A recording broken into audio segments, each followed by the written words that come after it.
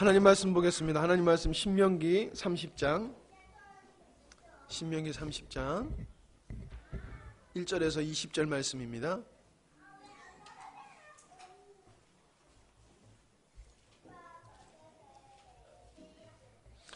신명기 30장 1절에서 20절 말씀, 우리 한 장을 다 읽을 건데 교독하도록 하겠습니다. 제가 한 절, 여러분들이 한 절 읽도록 하겠습니다.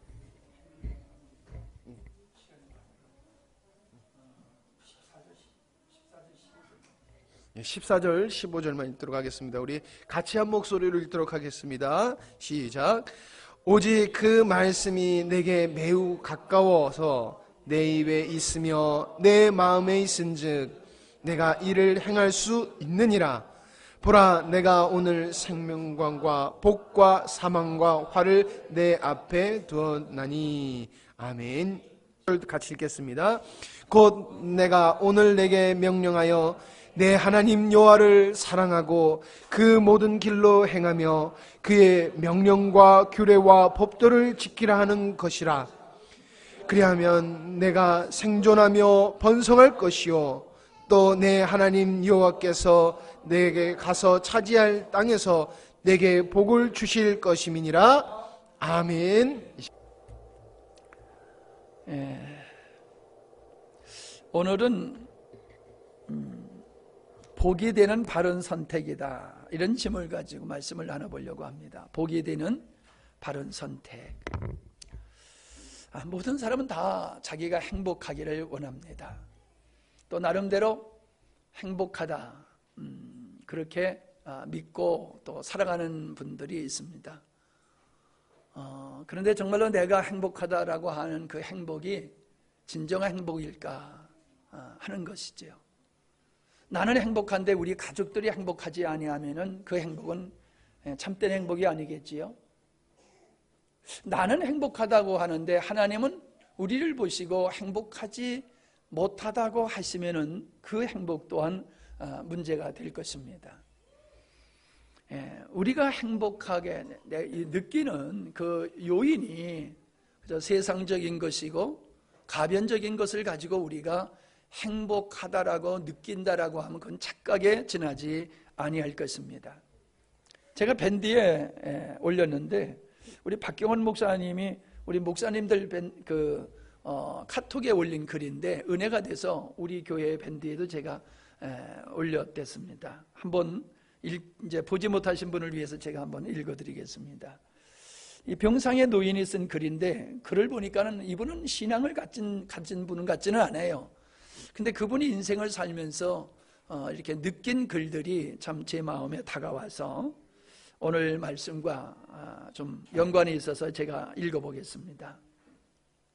지나온 인생을 돌아보니 인생의 전반전은 학력, 지위, 권력, 재력, 그런 것들이 높고 많으면 이기는 것이었지. 하지만 후반전은 달랐다네. 전반전의 승리를 위해서 온 힘을 쏟은 몸은 후반전에 혈압, 심장, 당뇨 등 성인병에 시달리게 되어서 나의 명줄을 의사에게 구걸하여 겨우 연장전을 살고 있네. 이제야 알겠더군. 전반전에 높이 쌓았던 모든 것들을 후반전, 연장선에선 누릴 수가 없다는 걸. 승패는 바로 가리는 운동 경기에도 중간에 쉬는 시간이 있거늘 전반전에서 옆만 보고 정신없이 살았던, 앞만 보고 정신없이 살았던 날들이 이제는 후회하며 추억으로 남았어. 나의 글을 읽는 그대들에게 말하노니 아프지 않아도 해마다 건강검진을 받아보고 목마르지 않아도 물을 많이 마시며 괴로운 일이 있어도 후를 털어버리는 법을 배우며 양보하고 베푸는 삶도 한번 살아보게나. 돈과 권력에 있다 해도 교만하지 말고 부유하진 못해도 작은 것에 만족을 알며 필요하지 않아도 휴식할 줄 알며 아무리 바빠도 움직이나 운동하게나. 사람의 가치는 무엇이 증명해 주는지 알고 있는가? 바로 건강한 몸이라네. 건강할 때 있는 돈은 자산이라고 부르지만 아픈 뒤 그대가 쥐고 있는 돈은 자식, 손주가 탕진할 유산일 뿐이니 차를 몰아줄 기사는 월급 주면 얼마든지 구하고 돈을 벌어줄 당신 사업장의 직원은 월급만 많이 주면 늘 옆에 둘 수 있지만 당신을 대신해서 아파줄 사람은 결코 없을 테니 건강을 잊지 마시오. 내가 여기까지 와 보니 많은 재산이 무슨 소용이 있을까? 많은 재물의 욕심은 나를 그저 탐욕스러운 늙은이로 만들어 버렸다네. 내가 한때 자랑으로 알고 쌓았던 많은 것들, 돈, 권력, 지위, 이제는 그저 짐에 불과할 뿐. 그러니 전반전을 사랑하는 사람들은 너무 욕심내지 말고 후반전 연장선에 살고 있는 사람은 아직 인생이 끝나지 않았으니 행복한 만년을 위해 지금부터라도 자신을 점검하며 사시라.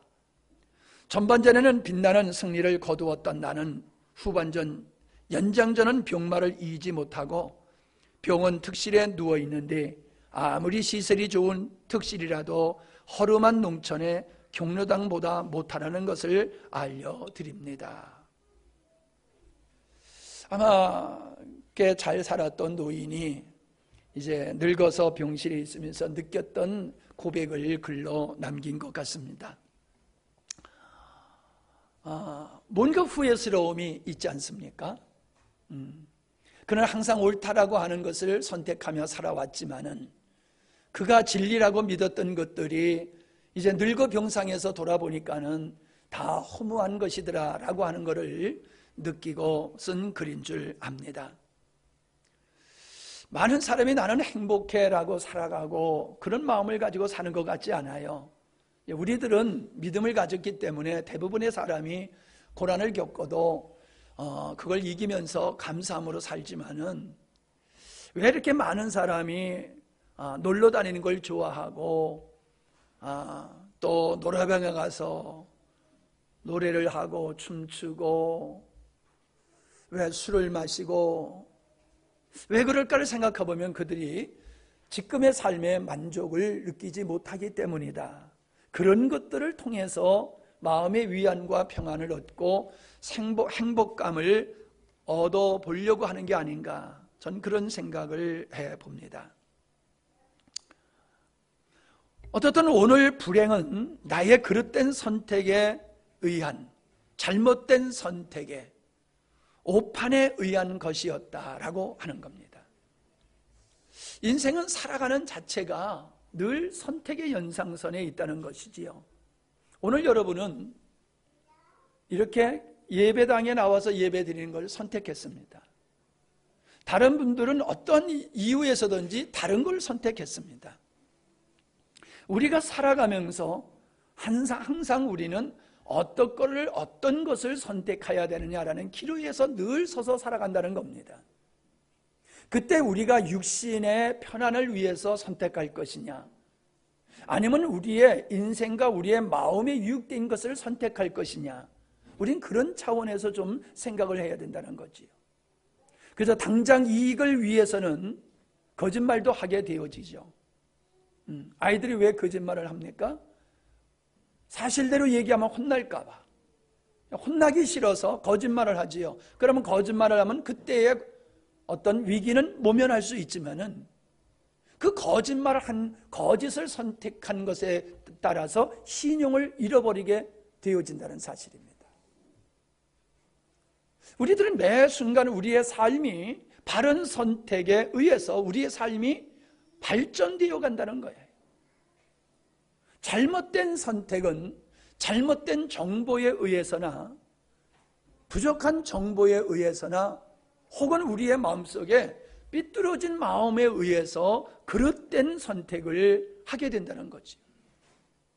그런 그릇된 선택은 이유야 어떻든지 간에 자기가 그 책임을 받게 되어진다라고 하는 것, 피할 수 없다라고 하는 것을 우리는 삶을 통해서 많이 경험해 왔습니다. 그럼에도 여전히 우리는 선택의 여지에, 선택의 부분에 있어서 중요한 쪽을 선택하기보다는 급한 쪽을 더 선택하다가 중요한 것을 상실해버리는 그러한 오류를 우리가 지속적으로 행하고 오지 않나 하는 생각을 가져보게 됩니다. 아담이 하나님을 선택하기보다는 하나님을 떠나는 걸 선택했습니다. 하나님께 순종하는 삶을 선택하기보다는 하나님으로부터 독립하여 자기 스스로가 자기 마음대로 살아가는 걸 선택했습니다. 누가 보더라도 그것이 합리적일 것 같습니다. 그것이 옳은 것으로 아마 생각이 될 것입니다. 그러나 우리는 결과를 알고 있습니다. 그 아담의 잘못된 선택이 오늘의 불행을 만드는 기초가 되었고 시작점이 되었다는 것이지요. 오늘 우리들도 늘 선택의 기준이 보면 내가 기준되어서 선택을 하더라는 겁니다. 내가 옳다고 생각하는 것을 기점으로 해서 나에게 유익되다고 생각하는 것이 옳고 그름을 떠나서 당장 나에게 유익이 되면 선택하는 그런 오류를 우리는 범하고 있다는 것입니다. 여러분 시간을 꼭 가지시고 신명기 30장을 집에서 꼭 읽어보시기 바랍니다. 하나님께서 이스라엘 백성들에게 하신 말씀입니다. 그건 오늘 하나님을 믿는 우리에게 하시는 말씀이기도 하고 이 땅의 모든 사람에게 하나님이 주시는 말씀이기도 합니다. 나는 너희들에게 복의 길을 그리고 저주의 길을 함께 너희들 앞에 놓았다는 겁니다. 함정을 하나 파놨다는 얘기가 아니에요. 나는 너희들에게 복을 주기를 원하고 너희들이 복된 삶을 살기를 원한다. 그래서 이 복된 삶을 살 수 있는 길을 내가 만들어놨다. 이 길을 따라 너희들이 살면은 너희가 내 은혜를 입을 것이며 내 복을 받을 것이다. 그러나 이것이 반대로 너희들이 순종하지 아니하게 되어지면은 이것이 너희들에게 저주가 될 것이다. 여러분, 우리가 복을 받게 되든지 아니면은 저주를 받게 되어 있다는 겁니다. 내가 복을 선택할 수도 있고 내가 저주를 선택할 수도 있는데 하나님의 복을 쳐버리는 것이 바로 하나님의 저주를 받는 길이라고 말씀하고 있습니다. 사실 그렇지 않습니까? 이 땅의 모든 사람의 불행이 하나님의 말씀에 순종하면 그런 불행이 발생하지 않을 것입니다. 우리의 불행은 하나님의 축복된 말씀을 거절함으로 말미암아 발생되는 것이지, 내가 항상 하나님의 말씀과 바른 길을 선택했는데 우리에게 저주의 일이 일어날 일이 없습니다. 하나님의 축복을 받아들이지 않는 것이 저주를 불러왔다는 사실을 기억하셔야 됩니다. 의에 줄이고 목마른 자는 복이 있다. 주님 그러셨어요. 의에 줄이고 목마른 자는 복이 있다. 여러분 어떤 목마름이 있으십니까? 조금 전에 읽어드렸던 이 노인과 같은, 대부분의 사람들은 이 노인과 같은 목마름을 가지고 젊은 시절을 다 보냅니다. 그리고 병들어서야 비로소 내가 살아온 것이 잘못됐다는 걸 깨닫지만은 그때는 기회는 이미 다 사라진 뒤에라는 것입니다. 결코 행복은 환경에 있지 아니함을 대부분의 사람들은 늙어서 깨닫게 된다는 겁니다. 다 기회를 상실한 후에 비로소 그걸 알게 된다는 겁니다. 정말로 사람이 사람답게 살고 하나님의 은혜와 축복 속에 살 수 있는 것은 의에 줄이고 목마름입니다. 그런 사람은 헛된 길을 가지 않습니다. 세상의 미혹에 빠지지 않습니다. 시편 기자는 이렇게 말하고 있지 않습니까? 복 있는 사람은 악인의 꾀를 쫓지 아니하며, 악인의 꾀를 쫓지 아니하며, 악인이 어떤 사람입니까? 우리들이 일반적으로 생각하는 사람은 남한테 못되게 하는 사람이 악인이지요. 그러나 우리가 성경적으로 바라보면 이 악인이란 하나님을 떠나서 내 행복과 내 만족을 위해서 살아가는 사람, 그들의 꾀, 그들의 삶의 원리를 쫓지 아니하는 것이 복 있는 사람이다. 아멘. 진정 아멘이십니까? 주님은 우리에게 분명히 그렇게 말씀하고 있습니다. 아담이 불순종했던 그 삶의 원리를 따라, 그 동기를 따라 살아가는 사람은 악인의 꾀를 쫓는 거다. 미국에서 있었던 일입니다. 두 청년이 성탄절에 밤거리를 헤매다가 성탄절에서 예배를 드리고 있는 그 모습을 보면서 한 청년은 예배당으로 들어갔고 한 청년은 그냥 그 길로 지나쳤습니다. 근데 예배당으로 들어간 그 청년은 자기의 삶이 잘못된 걸 깨닫고 하나님께로 돌아와서 미국의 역사에 훌륭한 목사님이 되셨습니다. 조나단 에드워드라고 하는 목사님이십니다. 그의 후손 중에서는 훌륭한 분들이 많이 나왔습니다. 주지사, 부통령 이런 사람들이 그 자손에서 많이 나왔습니다. 그러나 그냥 예배당을 지나쳐서 자기가 살아오던 식으로 그냥 계속해서 방탕한 삶을 살던 청년은 그냥 죄인이 되어서 감옥에 갇히는 그런 운명이 되어버리고 말았다는 겁니다. 방탕하던 한 청년이 똑같은 기회가 앞에 왔을 때에 그 기회를 받아들이고 그 기회를 선택한 자에게는 인생이 바뀌어지는 축복의 시작점이었지만은 그 축복의 기회를 그냥 지나친 사람은 계속해서 불행한 길을 갈 수밖에 없었다는 것입니다. 보십시오. 부모들이 자녀를 낳을 땐 같은 태에서 태어나지만은 살아가면서 보면은 점점 달라집니다. 제가 인생을 이제 그래도 적지 않게 살았지 않습니까? 인생을 살고 우리 형제들을 보면요, 그 자라났을 때의 동생의 모습이 아니에요. 자라났을 때의 동생의 모습이 아니고 내가 봤던 누님이 아니에요. 바뀌어졌어요. 달라졌어요. 왜요? 내가 살아온 길과 그들이 살아온 길이 달랐다는 겁니다. 내가 선택했던 것과 그들이 선택한 것이 달랐다는 겁니다.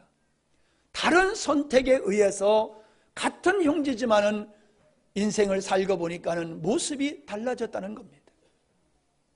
지금보다 보다 나은 삶을 살려고 하면은 분명한 것은 오늘부터 우리는 바른 선택, 그것을 해야 된다는 것입니다.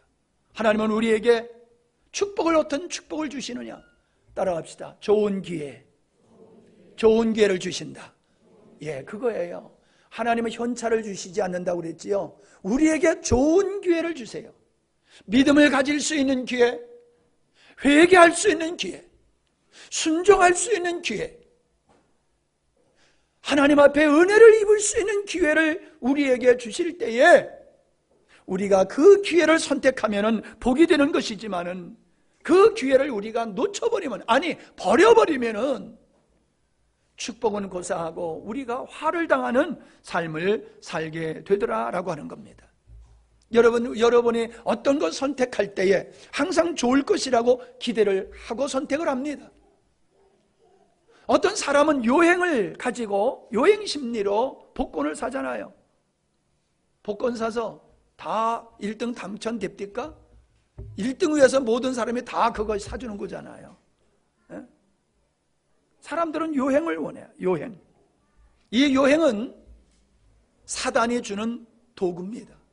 항상 사단은 사람들에게 요행의 심리를 심어가지고 괜찮을 거야, 나아질 거야 라는 긍정적인 의식을 가지고 오늘 내가 바르게 선택해야 할 부분에 대해서 책임을 회피하게 만드는 겁니다. 세상에 우연이란 결코 없습니다. 하나님은 분명히 우리에게 말씀하셨습니다. 따라합시다. 심는 대로 거두리라. 예, 하나님 기도하면 모든 걸 다 공짜로 주시는 분이 아닙니다. 하나님은 자연의 원리가 창조한 이후로 한 번도 바뀌어진 적이 없습니다. 그 원리가 뭡니까? 우리가 심지 아니하면 거둘 것이 없듯이 인생에 살아가면서 우리가 아름다운 선택을 하지 아니하고 좋은 결과를 얻을 수가 없다는 것입니다. 내가 무엇을 선택하느냐, 그 선택한 그 결과를 내가 얻게 된다는 겁니다. 좋은 것, 거룩하고 신령하고 참된 것을 선택하면은 나의 인생에는 보화가 쌓이지만 내가 잘못된 것을 선택하면은 화가 돌아온다는 겁니다. 이거는 변명할 수 있는 게 아닙니다. 저는 후회함이 없는 선택은 하나님을 선택하는 것이다. 두 번째는 하나님께 속한 것을 선택하는 것이다. 누굴 선택해요? 하나님을 선택하는 겁니다. 여러분, 인생에서 하나님을 선택할 때 그 인생이 바뀌어졌지 않습니까? 여러분의 인생이 바뀌어졌지 않습니까? 하나님을 선택함으로. 하나님 선택 안 하셨으면 지금 노모당에 앉아가지고 화토나 치고 밥이나 해잡숫고 그러실 거예요. 우리가 주님을 선택하지 않았으면 이 자리에 앉아 있겠습니까? 놀러가도 어딜 놀러가고. 오늘 우리가 하나님을 선택했기 때문에 여기 앉아 있는 거지. 하나님께 속한 것은, 하나님께 속한 건 거룩한 것이에요. 하나님께 속한 것은 의로운 것이에요. 우리는 때로 의로운 걸 선택함으로 손해를 볼 수 있습니다. 어떤 분이 장사를 하는데 너무 정직하게 하니까 주변의 사람들이 당신 그렇게 하면 망해. 그러니까 그분이 그래도 나는 계속할 거야. 그리고 망했대요. 그러면 주변의 사람이 뭐래요? 거봐, 그렇게 하면 망한다고 그랬잖아. 그러니까 그분이 아니야, 정직해 해서 망하는 게 그게 맞는 거야. 여러분, 우리는 그런 길을 선택해야 됩니다. 우리가 하나님께 속하는 것을 선택해서 항상 결과가 세상 사람들이 원하는 결과를 얻어내려고 하는 건 잘못된 생각이에요.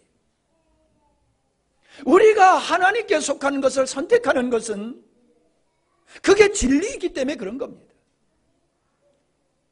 그게 내 영혼에 축복된 것이기 때문에 그걸 선택하는 겁니다. 하나님을 믿어서 육의 만족을 위해서 하나님을 선택하고 육의 만족을 위해서 하나님께 속한 것을 우리가 구하는 게 아니라는 겁니다. 아멘. 적어도 여기 앉아 계신 우리 영광스러운 교회 사랑하는 성도 여러분은 내가 선택한, 하나님을 선택하는 그것조차도 내가 육적으로 원하는 걸 얻기 위한 수단으로 하나님을 선택하면 안 됩니다. 사람들에게 인정받기 위해서 여러분이 하나님께 속한 것을 선택해도 안 됩니다. 그냥 하나님의 나의 뿌리이시기 때문에, 복의 근원이시고 진리이시기 때문에, 그리고 나는 그분의 자녀이기 때문에 당연히 그냥 선택해 나갈 뿐입니다. 인생, 믿음의 삶도 목적을 어디에 두느냐에 달려서 선택하는 항목이 달라지지요. 내가 누구냐라고 하는 걸 인식함으로 말미암아 나의 선택 사항도 달라지게 되어진다는 겁니다. 믿는다 할지라도 그 마음속에 어떤 갈망을 가지고 있느냐에 달라서 이 선택의 폭이 달라져요. 어떤 갈망을 가지고 사느냐, 어떤 목적을 가지고 사느냐, 내가 누구냐, 이것에 따라서 우리의 선택이 달라진다는 겁니다. 많은 사람들은 이성을 가지고 선택하는 것 같지만 사실상 살아가다 보면 중요한 시점에는 자기의 마음, 감정을 따라 선택을 하게 돼 있어요. 이성을 따라 선택하는 게 아니라. 그래서 사람은 가슴으로 산다고 그러는 거지. 인생을 살면서 본질이 바뀌어지지 않는 상황에서 우리가 땅의 것을 선호하게 되어지고 그에 속한 것들을 선택할 수밖에 없는 겁니다. 내 속사람이 바뀌어지면은, 내 본질이 바뀌어지면은 내가 구하는 것이 달라져요. 육에 속한 사람을 살아갈 때는 육에 필요한 것을 구하지만, 내가 비록 육신을 가지고 살지만은 하나님의 자녀라고 하는 정체성을 가지고 살게 되어지면은 나의 목마름이 달라지는 겁니다. 갈망의 대상이 달라지는 겁니다. 여러분, 사람이 본질이 바뀌지 않는데 어떻게 신령한 것에 대한 목마름이 있겠고 그걸 선택할 수 있겠습니까? 인간의 내면은 하나님을 만날 때에 인간의 내면이 바뀌어지게 됩니다. 내가 주인된 삶에서 내려와서 하나님을 나의 인생의 주인으로 모시고 산다는 것은 그게 기적입니다. 그게 기적이에요. 근데 그 기적이 어떻게 일어나느냐? 하나님을 만나면은 그 기적이 일어나요. 하나님을 만난 사람은 내가 더 이상 주인된 삶을 살지 않아요. 목사님이 그렇게 살아라가 아니라 스스로가 하나님 만나는 순간 내가 내 인생의 주인인 줄 알았더니 내 인생의 주인은 하나님이시네. 그러면서 바뀌어지게 돼 있어요. 필연적인 거예요. 내가 하나님을 만났다는 증거가 뭡니까? 주일날 나와서 예배 1시간 참여했다고 하나님을 만났다고 말할 수가 있는 게 아닙니다. 내가 11조를 드린다, 감사헌금을 드린다, 선교헌금을 했다고 그래가지고 내가 어떤 일에 헌신을 했다고 그래서 하나님을 만났다고 말할 수는 없는 것입니다. 하나님을 만난 사람은 자기를 포기합니다. 하나님을 만난 사람은 땅의 것을 목적으로 삼고 살지 아니합니다. 하나님을 만난 사람은 다른 사람의 눈을 의식하지 않습니다. 오직 하나님만 그의 삶 속에 전부가 되어지는 삶을 살게 되어 있습니다. 사도 바울이 에베소서 3장에 보면은 에베소 교회를 위해서 기도하고 있는 모습이 찾아보십시오. 3장 13절로 21절입니다. 잘 아는 말씀이지만은 눈으로 한번 보시기 바랍니다.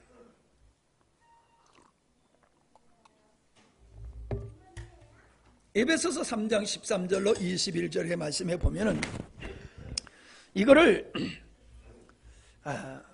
축약해서 말씀을 드리면은 사도 바울은 에베소 교회 성도들이 속사람이 강건해지기를 원했습니다. 우리 육신은 작고 망가집니다. 그러나 우리 속사람은 하나님으로 말미암아 우리는 더욱 강해질 수가 있는 겁니다. 그리스도가 우리의 마음에 계시기를 위해서 기도했고요. 중요한 것이 뭐냐 하면은 하나님의 그리스도의 사랑을 알기를 위해서 기도하고 있습니다. 하나님의 사랑을 이렇게 표현했어요. 하나님의 사랑의 길이와 넓이와 깊이와 높이를 깨닫기를 원한다. 그 결과는 어떤 것이냐? 우리가 하나님의 사랑의 길이와 넓이와 깊이와 높이를 알게 될 때에는 그 결과로 하나님의 충만하심이 우리에게 임하게 된다. 하나님의 충만하심이 우리에게 임하게 된다. 여러분, 하나님의 충만하심이 우리에게 충만으로 임할 때에 그의 삶은 행복할 수밖에 없겠지요. 아멘? 여러분 경험되지 않습니까? 내가 예수 처음 믿을 때는 하나님의 충만이 없었어요. 그러나 고난을 통하여서 하나님의 충만이 내 안에 임하게 되어졌을 때에 우리에는 환경과 상관없이 더 하나님의 기쁨과 평안으로 더 충만해지지 않습니까? 감사가 넘치는 삶을 살고 있지 않습니까? 바울은 이러한 갈망이 있어야 되고 이러한 선택을 해야 된다는 겁니다. 하나님의 사랑을 알고자 하는 갈망이 너희들한테 있어야 돼. 그것을 위해서 내가 너를 위해 기도해 주는 거야. 여러분, 사람은요, 사랑받으며 살게 있고 사랑하면서 살게 되는 존재가 인간입니다. 내가 사랑받기를 원하지만은 사랑할 대상이 없어도 사람은 행복하지 못해. 내가 목숨을 다하여 사랑할 수 있는 대상이 있다는 것이 행복한 겁니다.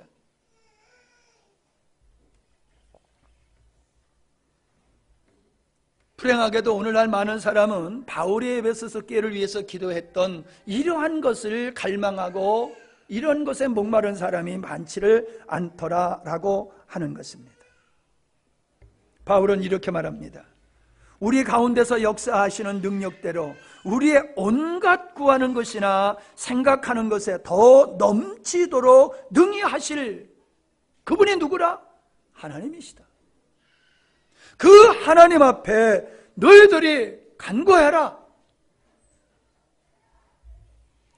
여러분 유행을 바라십니까? 아니면 여러분의 힘과 능력으로 자력으로 무엇을 이뤄보려고 하십니까? 그거는 다 헛된 일입니다. 단호히 말씀드리지만 요행이란 우리의 삶 속에 결코 일어나지 않습니다. 여러분의 힘으로 무엇인가, 여러분의 노력으로서 무엇을 이뤄보려고 하십니까? 착각하지 마십시오. 작게나마 여러분이 지금까지 살아온 인생 속에서 여러분의 노력으로 이루어진 게 뭐가 있습니까? 여러분이 원하는 것만큼 이루어진 게 뭐가 있습니까? 돌아보면은 내가 노력한 결과물이 없어요. 내가 원하는 인생이 되지를 않았어요. 그런데도 불구하고 사람들은 내가 노력하면, 좀 더 노력을 하면은 뭔가 내가 원하는 것이 이루어지리라고 생각합니다. 예, 어떤 부분은 그럴 수 있겠지요. 좋은 대학에 갈 수 있고, 실력을 올리고 좋은 대학 갈 수 있고, 좋은 직장에 갈 수 있지요. 그래서요. 그래서 좋은 남자 만나고 좋은 여자 만날 수 있지요. 그래서요. 여러분, 그거 가지고 인생이 행복할 수 있는 게 아닙니다.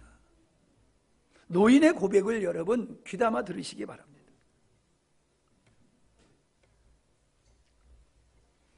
우리는 하나님의 사랑을 깨달을 때에 내가 얼마나 소중한 존재냐라고 하는 걸 알게 돼요. 얼마나 내가 소중한 존재냐. 여러분, 여기에서 행복이 시작되는 겁니다. 우리가 부모님의 사랑을 받을 때에, 가족의 사랑을 받을 때에, 자녀의 사랑을 받을 때에 내가 행복한 거예요. 내가 사랑을 받고 있는 존재라는 걸 깨달을 때에 내가 행복한 거예요. 그런데 여러분, 나를 사랑하시고 나를 인정해 주시는 분이 하나님이라고 하면은 이건 더할 나위 없이 우리는 행복해야 되지 않습니까? 다 아는 말씀이지만 정리해서 말씀드려보고자 합니다. 하나님의 사랑은 이렇습니다. 하나님의 사랑은 우리를 당신의 자녀로 삼으셨다는 것입니다. 여러분, 우리는 하나님의 자녀가 됐다는 것을 그냥 관념적으로 받아들이기가 쉽습니다. 우리가 하나님을 아바 아버지라 부른다라고 하는 이 자체가 얼마나 영광스러운 것이며 포기할 수 없는 것인가를 우리가 알게 될 때가 언제냐? 하나님의 사랑을 알 때입니다. 여러분, 하나님이 우리를 자녀로 삼을 때에 네가 내 자녀가 되기 위해서 이러한 것을 갖추어야 돼라고 하는 요건을 제시하지 않았습니다. 하나님은 우리가 태어나기 전에 우리를 아실 수 있는 분이에요. 내가 인생을 살아보지도 않았음에도 불구하고 내가 살아갈 인생 저 끝까지 다 통찰하고 계시는 분이 하나님이십니다. 이게 우리는 이해가 안 되지요. 근데 하나님은 가능한 거예요. 왜? 하나님이시기 때문에. 그분은 시간의 구애를 받지 않는 분이시에요. 전지하실 뿐만 아니라 우리는 시간 속에서 살지만은 그분은 시간을 초월하신 분이기 때문에 이미 우리의 삶의 모든 것을 다 보시고 알고 계시는 분이에요.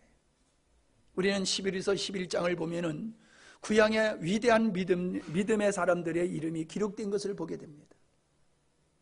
그들 한 사람 한 사람의 면면을 살펴보면요, 참 말하기도 입에 담기도 부끄러운 일들을 범했던 사람들이 거기 있습니다. 심지어 창기도 그 안에 믿음의 위인의 반열에 들어 있습니다. 우리가 상상할 수 없는, 우리가 봤을 때에 도저히 이해할 수 없는 유다의 며느리도 그 위인들의 반열에 놓여 있습니다. 자기의 마누라를 팔아버린 어떤 사람도 거기에 기록되어 있습니다. 우리는 그 사람을 믿음의 조상이라고 얘기를 하고 있습니다. 위대한 다윗이라고 그러지만은 참으로 못된 짓을 했던 사람입니다. 그러한 사람들을 하나님은 자녀라고 말씀하고 계십니다. 자녀다, 내 자녀다. 만약에 우리가 하나님의 자녀가 되는 요건을 하나님이 제시하셨다라고 하면은 히브리서 11장에 기록된 대부분의 사람들의 이름은 다 거기서 지워졌어야지 될 것입니다. 오늘 여기 앉아서 우리가 하나님을 아버지라 부르는 우리에게 그런 요건을 제시한다라고 하면 우리는 이 자리에 있을 사람이 하나도 없습니다. 다 나가야 될 것입니다. 근데 하나님은 그러한 부끄러운 모든 것을 다 용서, 탕감하시고 그렇게 연약하고 부족함에도 하나님은 우리를 자녀로 삼으셨다는 겁니다. 더 놀라운 것은 이 하나님의 결단은 바뀌어지지 않는다는 겁니다. 변하지 않는다는 겁니다. 왜요? 그걸 아시고 우리를 선택하셨기 때문에 그렇다는 거예요. 우리가 입양해서 자녀를 기르시는 분들을 간혹 보게 되는데, 우리나라는 뭐 조금 그렇습니다만은 외국에서 우리 아이들을 입양해 갈 때에 건강한 아이들을 입양하시는 분도 있지만은 건강하지 못한 아이들만 데려다가 입양하셔서 기르시는 분이 있어요. 그런 것을 직접 저는 못 만나봤지만은 글을 통해서, 지면을 통해서 만나봤을 때에 여러분 생각해 보십시오. 건강한 자녀 기르는 것도 얼마나 여러분 수고스럽고 힘듭니까? 예? 그래서 하나밖에 안 냈잖아요. 둘은 너무 힘들어서 못 기르겠다고. 정상적인 아이도 하나 기르기도 버거운데 정상적이지 못한 아이를 데려다가 그를 길러요. 한 사람도 아니고 몇 사람씩 길러요. 그러면 평생을 그 아이들을 위해서 헌신하는 삶을 살게 되는 거예요. 그걸 스스로 자기가 선택해서 그런 고난의 삶을 사는 분들이 있어요. 그럼 그분들이 그런 유약한 아이들을 데려다가 기르면서 똥 싸는 걸 보고 후회하겠습니까? 그가 스스로 밥을 먹지 못하는 그 아이에게 밥을 못 먹는다고 후회하겠습니까? 너는 왜 밥을 먹지 못하느냐? 너는 왜 똥을 싸느냐라고 책망을 하겠습니까? 그걸 당연히 그럴 줄 알고 데려다가 당연히 평생 그들을 수발하며 사는 그런 분들이 있다는 겁니다. 하나님이 그러신 분입니다. 하나님은 우리가 못났고 우리가 부족하고 넘어질 수밖에 없는 연약한 존재들임을 아시면서도 우리를 자녀로 삼으시고, 그래서 우리들이 연약한 면을 하나님 앞에 보일 때에도 우리 하나님은 실망하시지 않는 겁니다. 저는 실망할 때 있어요, 솔직히. 근데 우리 하나님은 실망하지 않으세요. 그래, 내가 그거 뻔히 알고 내가 너를 자녀 삼았어. 나 그거 이해하고 용서할 거 이미 각오하고 내가 너를 자녀 삼았어. 내가 아무리 끔찍한 잘못을 저지른다 할지라도 내 사랑을 꺾을 수는 없어. 그게 하나님의 사랑이다라고 하는 겁니다. 하나님은 우리가 예수 믿기 전의 삶뿐만 아니라 예수 믿은 후에 우리의 삶도 아신다는 겁니다. 그분은 우리를 자녀로 삼으셨을 뿐만 아니라 하나님 자녀답게 우리를 만들어 가신다는 겁니다. 이렇게 예를 들어보겠어요. 여러분이 자녀들을 학교 보낼 때에 어떤 마음으로 학교를 보냅니까? 여러분이 자녀들에게 권면을 할 때 어떤 마음으로 자녀에게 권면을 하십니까? 훌륭한 사람 되라, 좋은 사람 되라, 믿음의 사람 되라, 유익한 사람이 되라, 다른 사람의 덕을 끼칠 수 있는 사람이 되라, 다른 사람의 축복이 될 수 있는 삶을 사는 인물이 되라, 그런 마음을 가지고 여러분이 자녀를 훈계하고 공부를 시키지 않습니까? 근데 그걸 받아들이면은 얼마나 고맙습니까? 근데 이 아이가 그거를 귀찮게 여기고 간섭으로 여기고 자기를 억제는 멍해로 여기면서 집을 뛰쳐나갑니다. 가출을 합니다.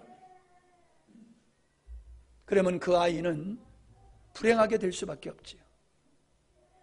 여러분, 정상적인 아이라고 하면은 부모님이 내게 바라는 것이 지당하다고 여기고 최선을 다할 것입니다. 그러나 못돼 먹은 아이는, 혹은 오해하는 아이는 그것이 싫어서 가출을 하게 되는 겁니다. 영적으로도 마찬가지입니다.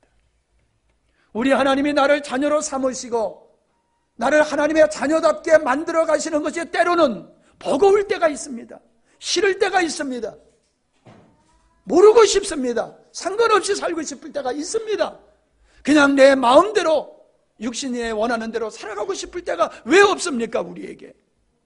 그러나 아버지 하나님께서 내게 원하시는 그 갈망이 정말로 거절할 수 없는 하나님의 사랑에 의해서 시작된 것이고, 주님이 나에게 그렇게 간절히 원하시고 지금도 그렇게 그것을 이루시기 위해서 성령이 우리 안에서 일하고 계신다는 것을 감사하면서 받아들이는 사람은 하나님의 복을 받는 사람이 될 줄로 믿습니다. 우리는 하나님의 우리를 자녀로 삼으시고 자녀답게 만들어 가시는 일이 우리의 삶 속에서 때로는 감당하기 어려움으로 다가올 때가 있습니다. 그러나 하나님의 우리를 자녀를 삼으실 때에는 쉽게 하신 것이 아니라 당신의 십자가에서 나를 대신하여 죽어주심으로 나를 자녀 삼으셨다는 겁니다. 나의 입장에서는 거저된 것이지만은 내가 거저 하나님의 자녀가 돼서 하나님을 아바 아버지라 부르는 이 은혜를 내가 얻기 위해서는 하나님이신 예수님이 십자가에서 내 대신 죽어주시는 이 희생을 그분이 행하신 것입니다.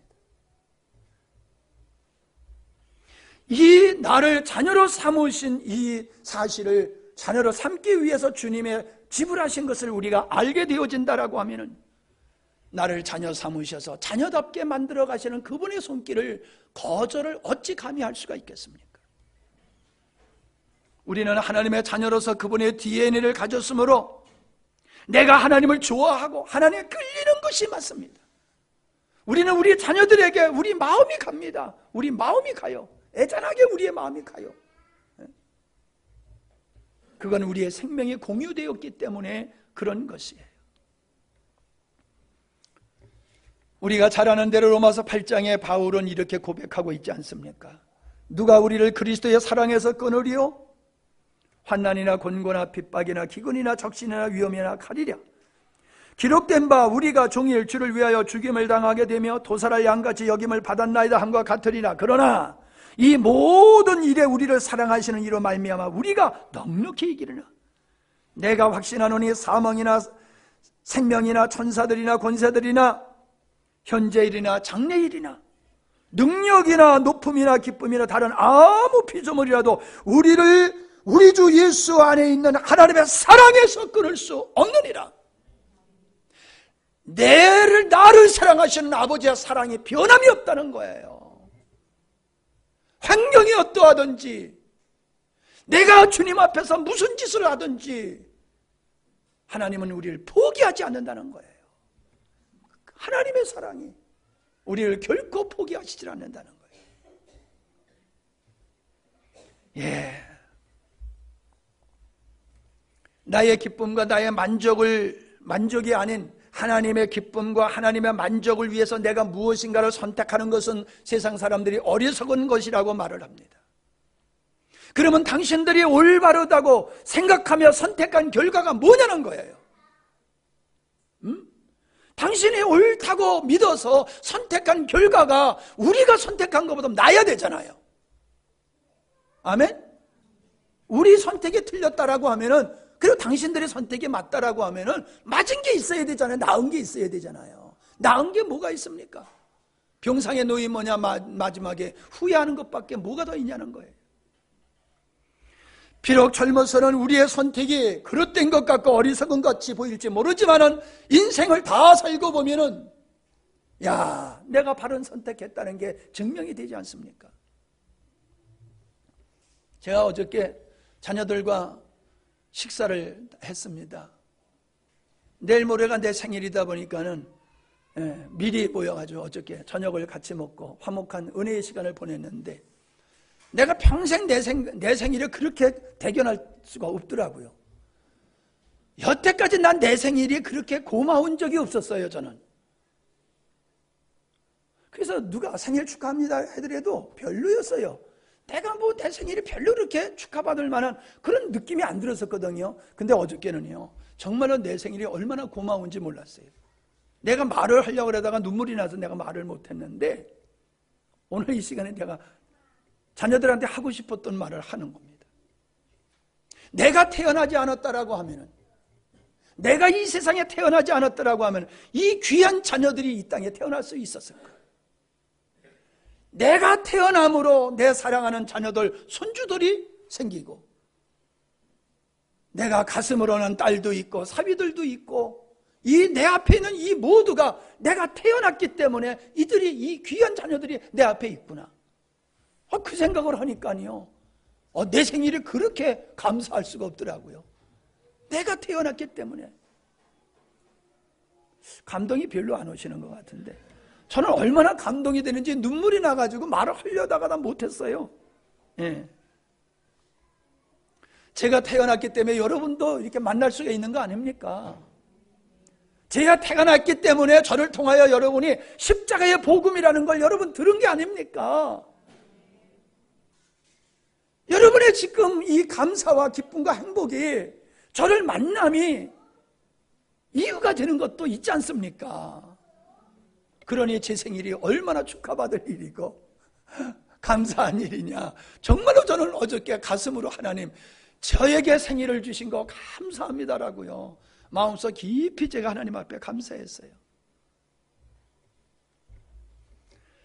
불행한 모든 사람들의 선택은 나를 위한 것이었으며 육체를 위한 것들이었습니다. 배에 탄 사람이 풍랑이 인다고 해서 배에서 뛰어내릴 사람이 어디 있습니까? 살다 보면은 우리의 삶 속에 하나님이 우리를 외면하신 것 같고 우리의 간구에 침묵하시는 것 같고 그래서 숨이 막힐 것 같은 사건들이 왜 없습니까? 하나님의 사랑이시라고 하면 과연 이런 일을 이 나라에 우리 가정에 나에게 이런 걸 허락하실 수 있을까라는 의심도 들 때가 있습니다. 그러나 분명하게 하나님은 모든 것을 우리에게 설명하시지 않습니다. 분명한 것은 모든 것을 연합하여 선을 이루시는 하나님이라시는 사실입니다. 좋은 일만 가지고 당신의 뜻을 이루시는 분이 아니라 우리가 감당하기 싫은, 받아들이기 싫은 일도 우리에게 허락하셔서 당신의 뜻을 이루어 가시는 분 하나님, 바로 그 하나님을 선한 분이다, 의로운 분이다, 나를 사랑하는 분이다, 우리는 그렇게 고백하고 있는 겁니다. 나의 삶 속에 적지 않은 고난이 있었지만은 이 고난을 이길 수 있도록 하나님이 나에게 믿음을 주심이 나는 축복인 줄로 믿습니다. 그런 어려움이 없는 것이 축복이기도 할 수 있겠지만은 어째 인생이 살아가면서 어려움이 없겠습니까? 그러나 그 어려움을 뛰어넘을 수 있는 믿음을 주신 하나님, 저는 그게 축복이라고 믿고 있습니다. 결론적으로 여러분에게 부탁을 드립니다. 바울이 고백한 것과 같이 여러분 하나님의 사랑을 알아가려고 힘쓰시기를 바랍니다. 하나님의 사랑의 깊이와 높이와 넓이와 길이를 여러분 깊이 깨닫기를 위해서 기도하시기 바랍니다. 밭의 비유로 말한다고 하면은 하나님의 사랑을 온전히 깨달은 사람은 밭이지만 하나님의 사랑을 어설프게 깨달은 사람이 돌짝밭이고 가시밭이다라고 하는 겁니다. 우리의 삶의 풍성함이 어디에 있느냐? 하나님의 사랑을 깨닫는 분량에 달려 있습니다. 하나님의 사랑을 깊이 깨달은 사람은 그 삶이 하늘에 속한 풍성한 삶을 살게 되어 있다는 것입니다. 마지막으로 다시 한번 부탁드립니다. 여러분, 세상을 선택하지 마십시오. 하나님을 선택하십시오. 당장 이익이 되는 것을 선택하지 마십시오. 하나님께 속한 것을 선택하십시오. 그러면 후회함이 없고 여러분이 복받는 자가 될 줄로 믿습니다. 날마다 순간마다 여러분에게 복이 되는 선택을 하시며 사시기를 주의 이름으로 부탁드립니다. 아멘. 기도하십니다. 하나님은 우리를 사랑하시기에 모든 것을 주셨고 또 주시기를 원하시는 하나님이신 줄 압니다. 그러나 우리의 불행은 그 하나님의 사랑 속에 담겨져 있는 축복을 우리가 거절하고 뛰쳐나가는 가출한 아이와 같은 선택을 함으로 우리의 삶 속에서 불행한 일들이 맺어지고 있음을, 아니 우리 주변에 많은 사람들이 그런 불행 속에 살고 있음을 보게 됩니다. 하나님의 사랑이 모자람이 아니라 하나님의 사랑을 깨닫지 못하고 하나님의 사랑을 선택하지 아니하고 자신을 위한 탐욕의 길을 선택함으로 모든 사람들이 불행하고 힘들어하는 삶을 보고 있습니다.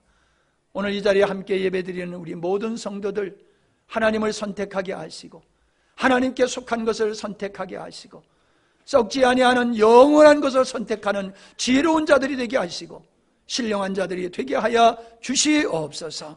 예수님의 이름으로 기도하옵나이다. 아멘. 우리 다 같이